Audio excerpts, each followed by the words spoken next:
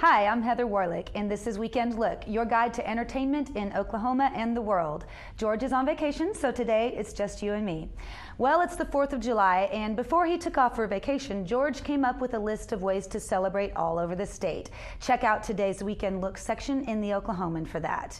In national entertainment news, Hollywood actors are weighing in on the possibility of an actors' strike as contract negotiations stagnate between the Screen Actors Guild and the Alliance of Motion Picture and Television Producers.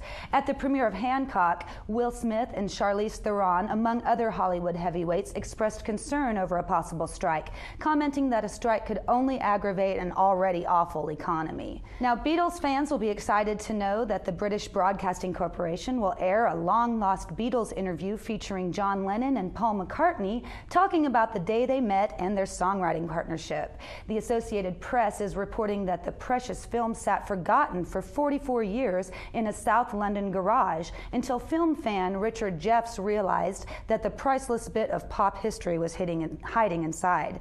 The 9-minute interview was recorded April of 1964 during the early days of Beatlemania and will be broadcast for the first time on BBC Radio 4 on Tuesday and will be repeated throughout the week.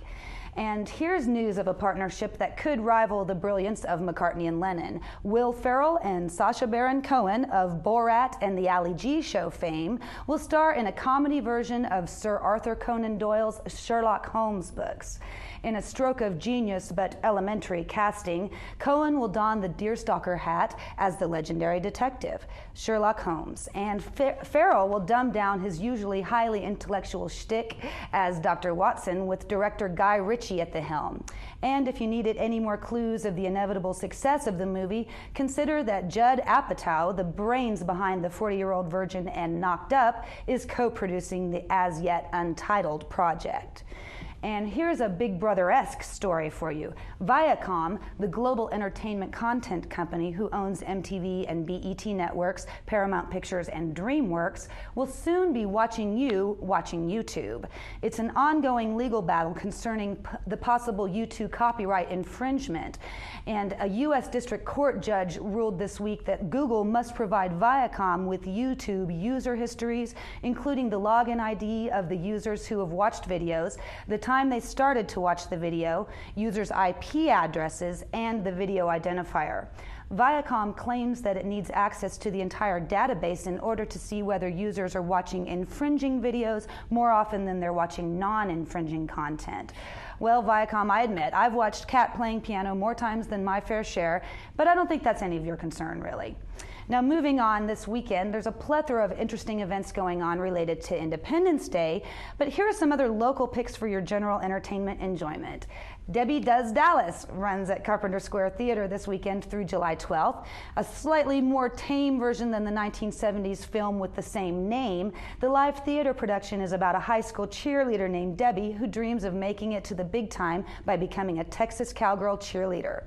And if that's not your bag, maybe you should rev up your hog and head to Tulsa for the annual Oklahoma State Harley-Davidson Owners Group rally at the Tulsa Marriott Southern Hills. And this week is a big one for concerts. We have 2 5-day live music events running Wednesday through Saturday. Rocklahoma is a hair band extravaganza featuring Queensryche, Tesla, Bret Michaels, Warrant, Night Ranger, and Jackal, just to name a few. And it hits the Catch the Fever Festival grounds just north of Pryor. And the Woody Guthrie Festival moseys on into Guthrie on the same days, featuring Annie Hayes Guthrie, Country Joe McDonald, Ellis Paul, and Judy Collins, as well as panel discussions, poetry readings, and open mic and children's activities. And the Jonas Brothers, beloved by tween girls across the country, are coming Tuesday to the Ford Center. I'll be there with my beloved tween daughter, Amber, so look for our review. For more information about Rocklahoma, the Woody Guthrie Festival, and other entertainment news, check out this week's Weekend Look section of the Oklahoman, the A&E section of newsok.com, and the latest issue of Look at OKC, as well as wimgo.com. That's it for this week. For Weekend Look, I'm Heather Warlick. See you next time.